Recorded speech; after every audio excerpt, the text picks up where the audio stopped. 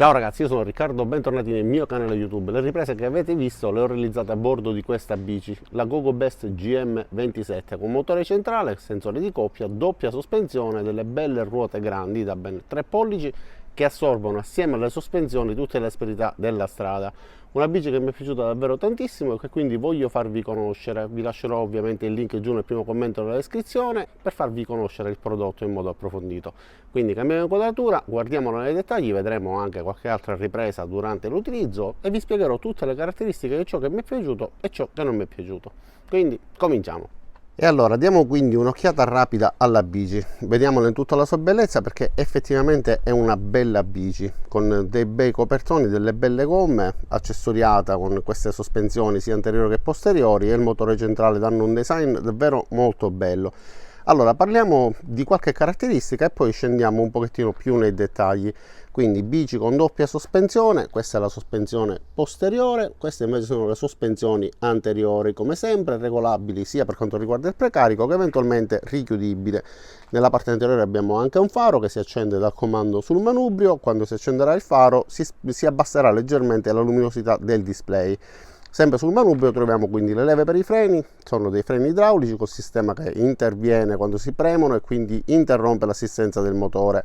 Questi sono i comandi per poter accendere le luci, regolare il livello di assistenza e questo è il tastino walk che permette la rotazione della bici quando viene premuto nel caso in cui si cammini e si voglia spingere la bici senza affaticarsi. Al rilascio smetterà di ruotare. Questo è il tastino di accensione e spegnimento. Ora guarderemo anche il display. Da questa parte troviamo anche un campanello, classico campanello, il cambio che a me è arrivato con un piccolo difetto, aver preso qualche colpo durante il trasporto. Per quanto riguarda i cavi sono relativamente ordinati per quanto possibile perché sono comunque tanti, ma sono raccolti in questa spirale. Questo è il comando per poter aumentare e diminuire il precarico, quindi eventualmente chiudere se vogliamo pure le sospensioni nella percorrenza di strade che siano perfettamente lisce. Per quanto riguarda i dischi abbiamo sia nella parte anteriore che posteriore i freni a disco, quindi essendo idraulici danno una bella frenata che risponde molto bene. Questo è il cambio della Shimano modello Altus, 9 rapporti, è un po' scattoso in alcune circostanze, non sempre, ma io penso che sia dovuto al cambio. Devo verificare, eventualmente sostituirlo, quindi acquistarne un altro. La batteria è perfettamente integrata sul telaio, quindi non si vede praticamente la presenza della batteria e ci dà un'autonomia di circa 50 km. Effettivamente io ho percorso 20 km con questa bici, l'ho ricaricata estraendola dal telaio, ma volendo si può ricaricare pure mentre è montata perché abbiamo questo ingresso e quindi possiamo inserire il jack al suo interno. Se la vogliamo rimuovere dobbiamo agire su questo pomello che ci permetterà di sganciarla. Prima però dobbiamo inserire le chiavi ovviamente in questa serratura ruotandole. Queste sono le chiavi che ho lasciato appese nella fascetta perché non è necessario avere le chiavi inserite nella serratura durante l'utilizzo e questa è una cosa comoda effettivamente. Questo è il pannellino di controllo che accenderemo subito grazie al comando specifico e voglio farvi vedere pure come si vede sotto la luce diretta del sole, posizionata appositamente in questo modo col sole che batte forte sul display e si vede tutto molto bene, tutte le varie informazioni, quindi leggibili sia di giorno che di notte. Il display che abbassa la sua luminosità quando si accenderà il faro nella parte anteriore, un faro con una doppia lampadina con la luce lenticolare che proietta un fascio frontale molto forte, anche se non larghissimo, che però permette di vedere anche in profondità.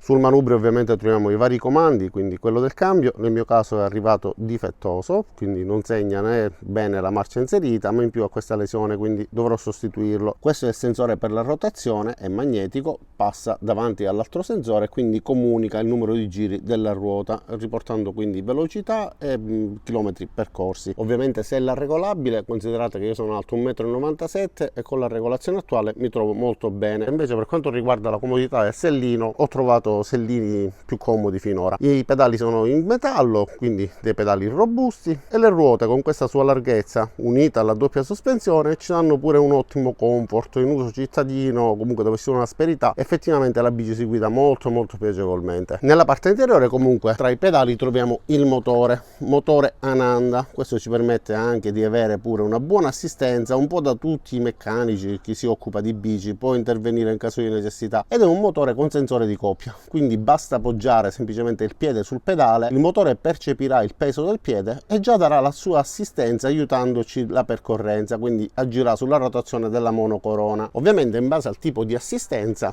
abbiamo la possibilità di avere più o meno energia erogata dal motore, quindi premiamo il tastino con il più e vedrete che sul display, come vedete, da 0, perché si può utilizzare volendo anche senza assistenza, la bici è pesante, però volendo si può fare, si fatica ma si può fare. Se invece vogliamo un aiuto da parte del motore, ad ogni pressione arriveremo fino all'assistenza 5. Questo ci permette di raggiungere circa 30 km, che assieme al motore da 350 watt la rendono illegale, perché dovrebbe avere massimo 250 watt e dovrebbe raggiungere massimo 25 km/h. Ecco, questa è una delle piccole note che non mi piacciono. A livello di sicurezza non dà alcun problema, perché una bici che raggiunge 30 km/h anziché 25 non mette in pericolo nessuno, però dal punto di vista legale diciamo che è indicata per poterla utilizzare su strade private o fuori dalla comunità europea, o per chi vuole, se la sente, consapevole del fatto che in caso di controlli da parte delle forze dell'ordine si rischiano dei verbali, e allora decidete voi. Però io devo mettervi in guardia, dovete essere consapevoli che la bici è vendibile in Italia ma non è utilizzabile liberamente su strade pubbliche. Comunque continuiamo a parlare anche di altri dettagli. Quindi troviamo un cavalletto arretrato che ci permette di far muovere la bici avanti e indietro senza problemi, quindi il pedale non andrà mai ad urtare. Abbiamo gli sganci rapidi per quanto riguarda sia la ruota anteriore che la ruota posteriore. Le ruote sono delle ruote della Kenda da 27,5 x 3 pollici. È possibile anche regolare l'altezza del manubrio grazie a questi anelli. Ora però guardiamo qualche video durante l'utilizzo della bici. Nel frattempo vi commento le mie impressioni. Allora, come bici è davvero molto comoda.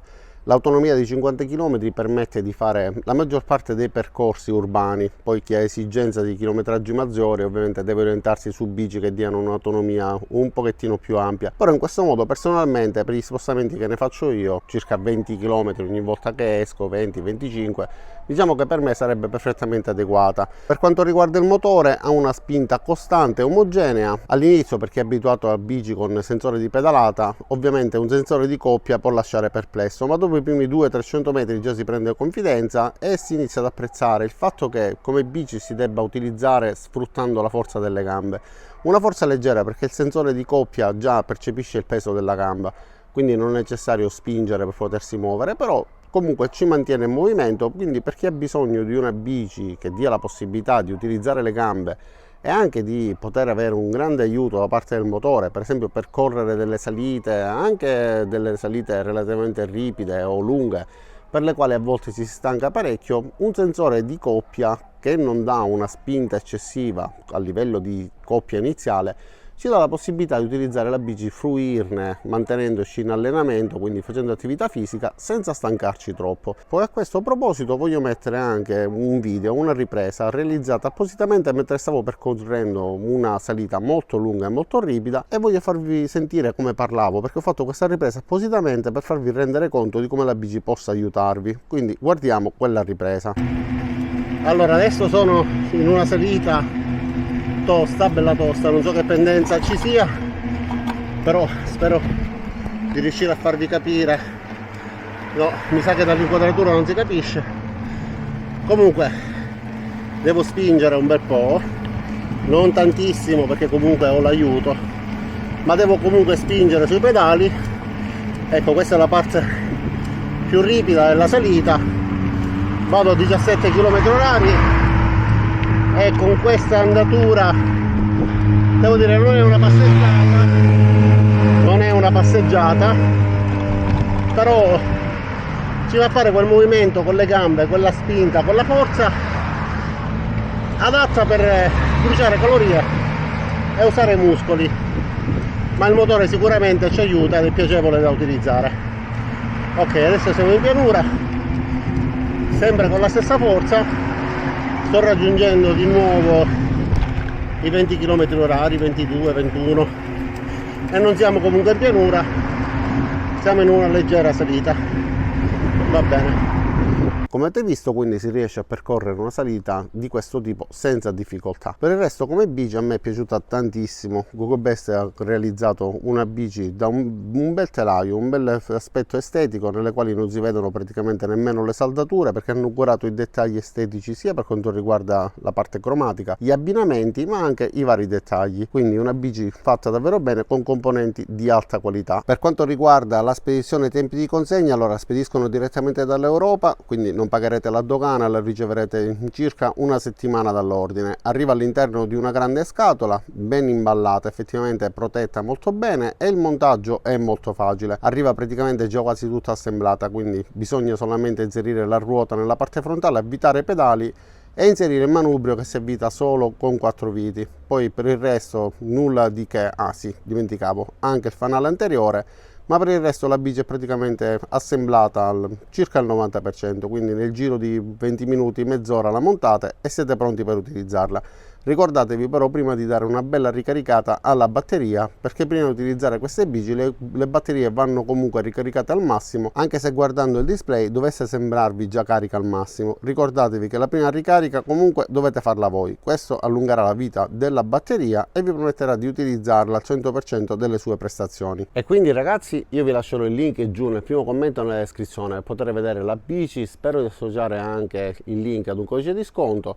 Se questa bici con sensore di coppia e non di pedalata vi è piaciuto, e allora andate a dare un'occhiata. Per il resto io vi ringrazio di aver visto il video fino in fondo, vi invito ad iscrivervi al mio canale e mettere mi piace cliccando sul pollicione in su, cliccate sulla campanella dopo esservi iscritti e ci vediamo a tutti i miei prossimi caricamenti. Ciao da Riccardo e a presto!